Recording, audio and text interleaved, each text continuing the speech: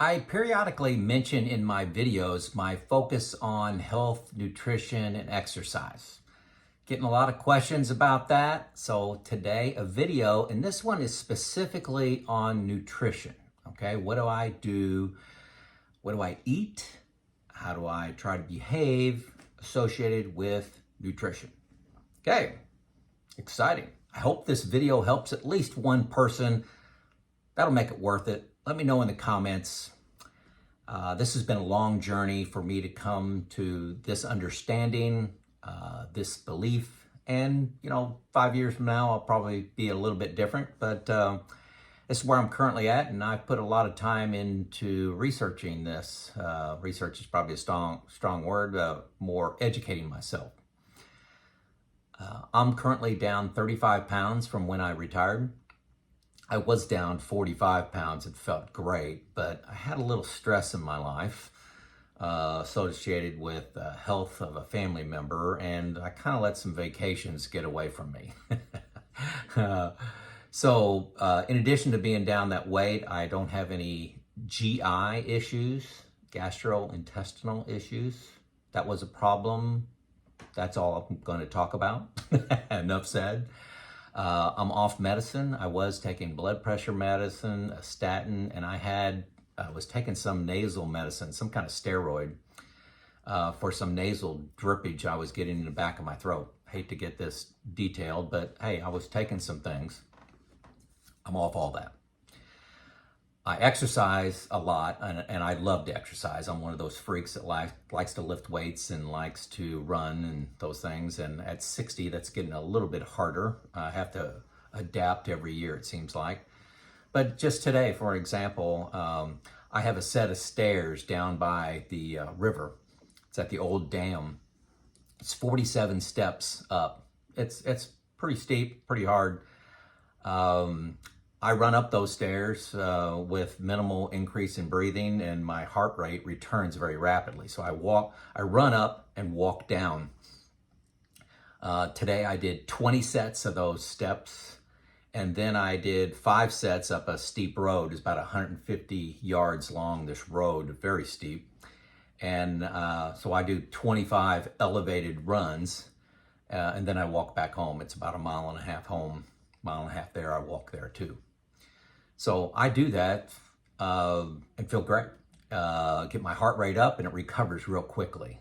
It's called HIIT training, if you ever heard of that, HIIT, high interval impact training, high impact interval training, HIIT. Look that up. Right now I'm kind of suffering with something called golfer's elbow. It's kind of the opposite of tennis elbow. Tennis elbow is on the, a pain here. I got golfer's elbow. I don't know what I did. I think I just turned 60. And it wasn't from my dishwasher, so don't install on that. It was before that. So I can't do weights. I haven't lifted weights in about 4 weeks now.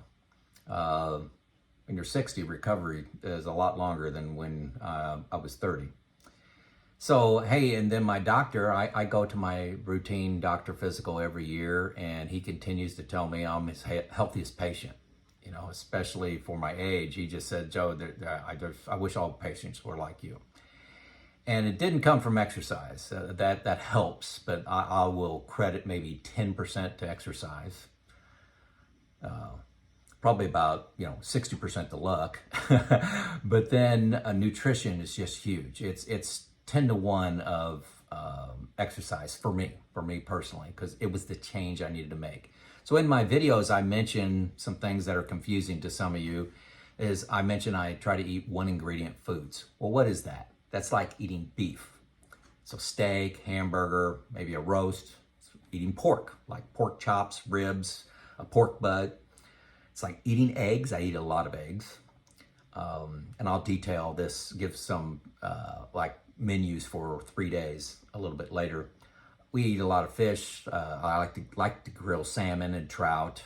Eat tuna a lot.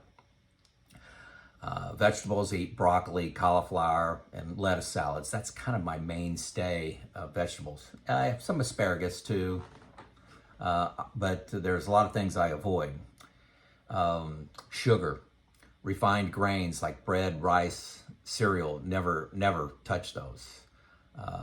Macaroni and cheese, for example. Anything that comes in a box and has a list of ingredients, I avoid that. Avoid is too soft of a term. I I run from that. No ice cream, no cake, no seed oils like corn oil, vegetable oils, all those kind of things. Those things are toxic. And you may be listening to this like, oh my gosh, this is too restrictive. And here's an important point. If you don't remember anything else from this video, this is what I want you to learn that I learned. Dr. Mindy Peltz, Peltz, I think it is. She said, don't go on a diet, change your identity.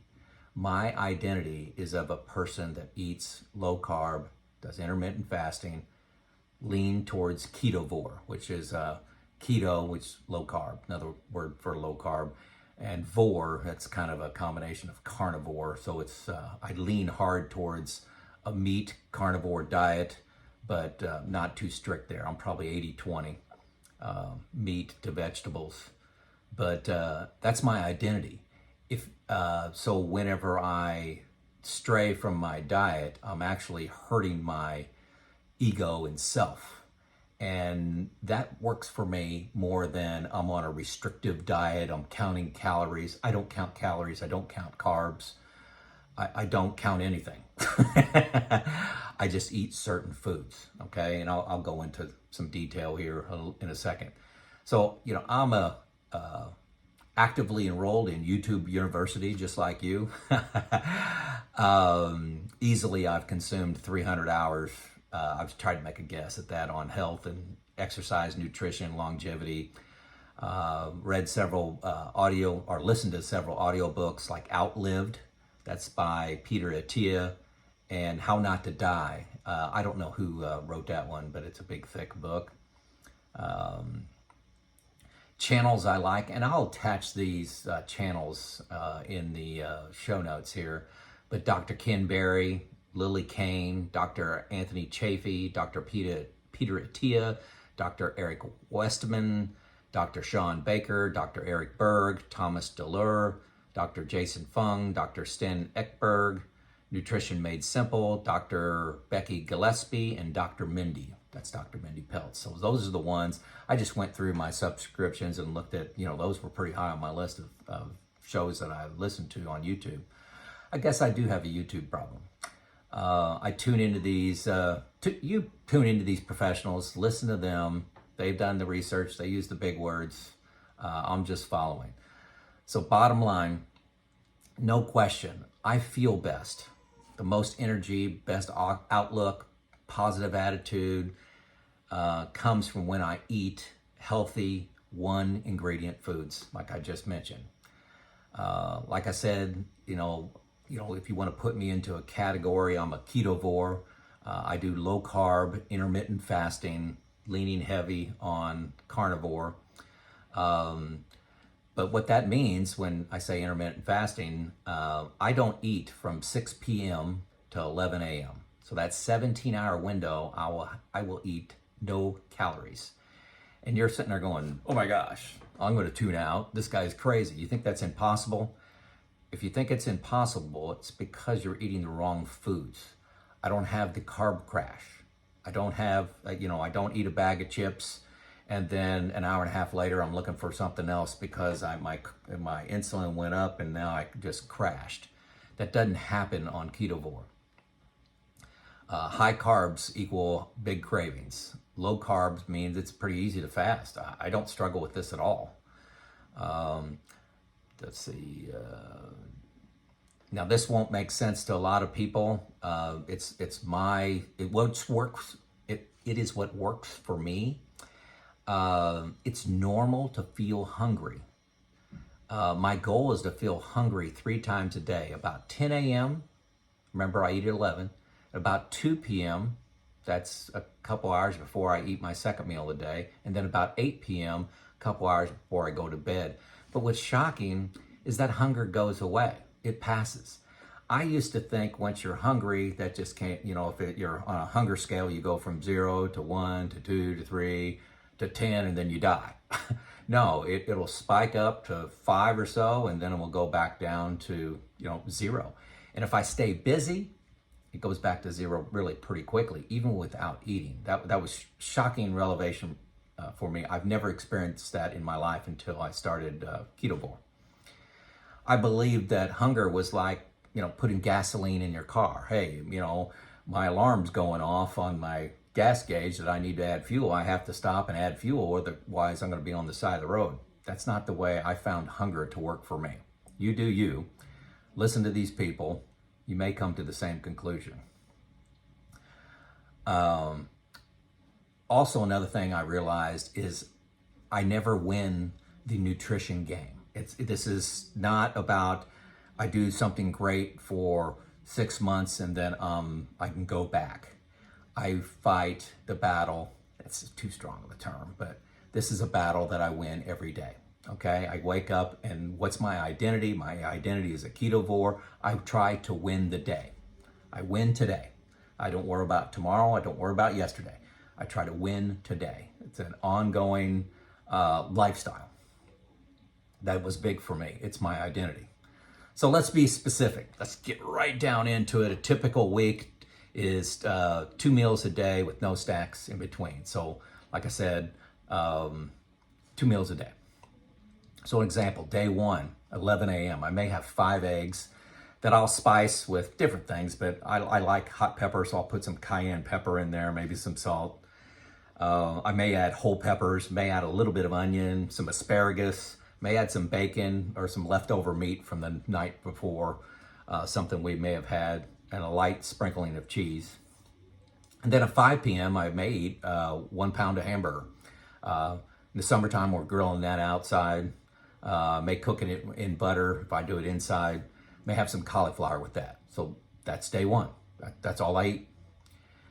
Day 2, 11 a.m., I may have a 1 pound ribeye steak. Wait, if you're thinking about cost, I've got a section on that. Hang on.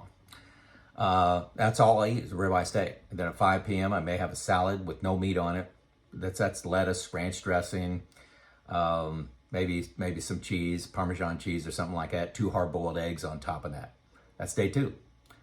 Day 3, I may eat a half slab of pork ribs that I cook out on my pellet grill. Have some broccoli.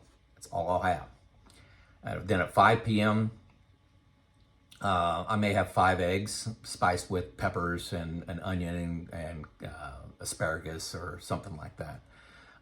And you can mix these meals up. My wife and I quite often have our big meal at lunchtime, and I don't know, we just do that. We not all the time, but we enjoy doing that. So I find just a sidebar, you may say, gosh, that's a lot of eggs. Yeah, I do eat a lot of eggs.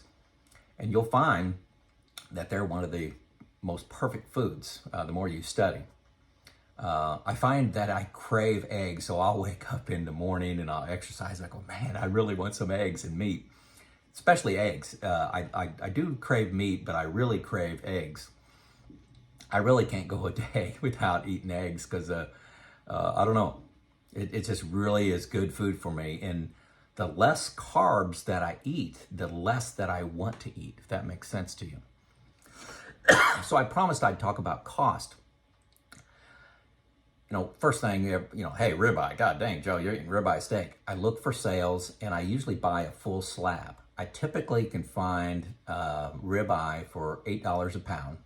Not all the time, but I can find it for $8 a pound, and I'll buy a full slab. It's like $120, and I'll have them slice it. I mean, these aren't steaks. This is a big hunk of meat.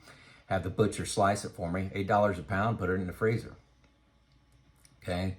Actually, our grocery bill has gone down since I've been eating this way. You think about the cost of things like ribeye, but look at all the things that go away. All the box food, all the casseroles, all the snacks, all that goes away. And food bill's lower.